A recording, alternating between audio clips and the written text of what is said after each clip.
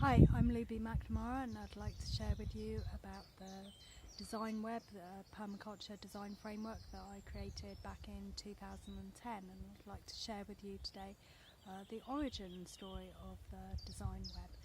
So I created this design web while I was writing People and Permaculture, which I have here, People and Permaculture, and this was the first book that really looked at the permaculture principles and framework and translated them into people-based systems, so looking beyond the garden at how we can use permaculture principles and design.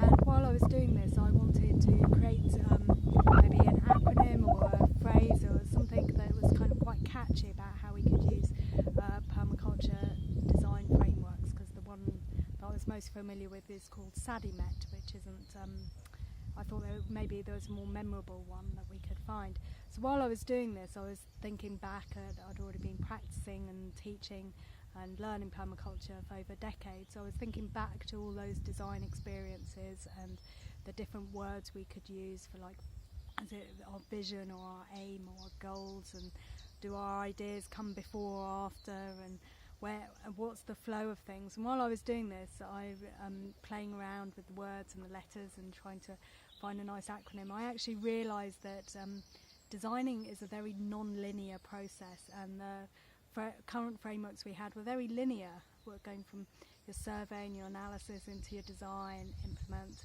and it was actually there's more of a flow, there's more connections between these things. And while I was doing this, I was drawing it out, and it became this web. And I thought, it's a design web, isn't it? This non-linear process. So that was when I was writing People and Permaculture, and then I started using the design web in my writing process, in my designing process, and found how effective it was.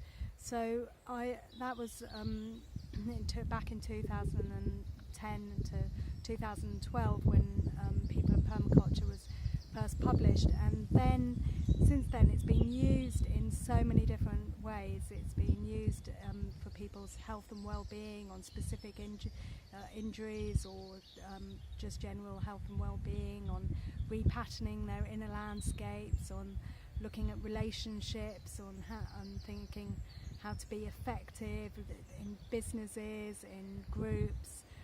So many different levels, right from your own personal level through to much bigger collective levels.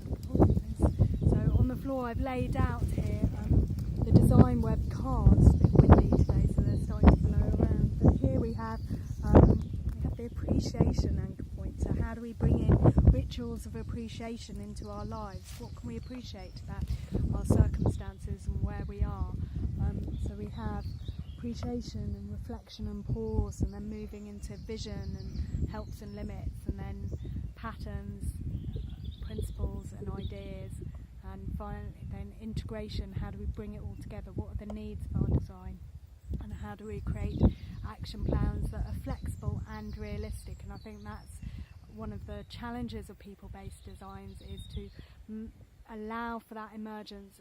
It's not as quite so predictable, people, as it is when you plant an apple tree. You know that sometime in the future you will get apples, but when you start working on your own health and well-being, you don't actually know what ripples that might have in all sorts of other areas of your life. So to create flexible, movable action plans that are achievable as well.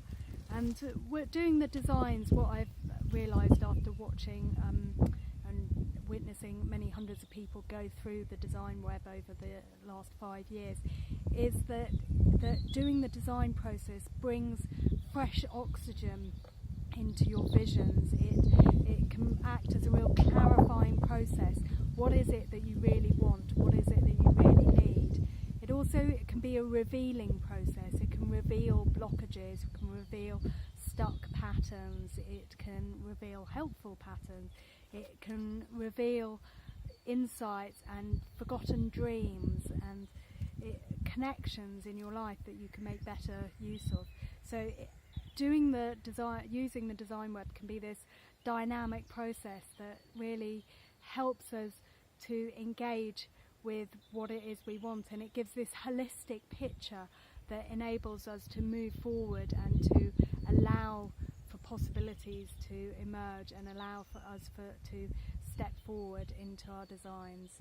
So I use permaculture design a lot in setting up my systems in life and maintaining momentum, and I use the design web a lot when I'm creating courses and running courses. In fact, every course that I do has been designed using the design web, and also within the content of the course, I use the design web to enable people to manifest their dreams and to create an action plan. And I call it manifestation through design and action, that you need the design and you also need that commitment to action, which can come through doing that design as well.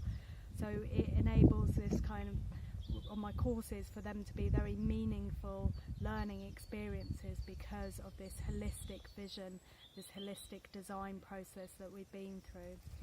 So that's just a little bit about the design web and how it's come about. But please do like my Facebook page, Looby, Macnamara, Permaculture. So come and like my page, and you'll see there I've got lots of events. I've got an online course that guides you through the design web, and I've got residential PDC coming up and many more courses. So do go and like my page, and you'll be able to find out more about what I'm doing over the coming months. And do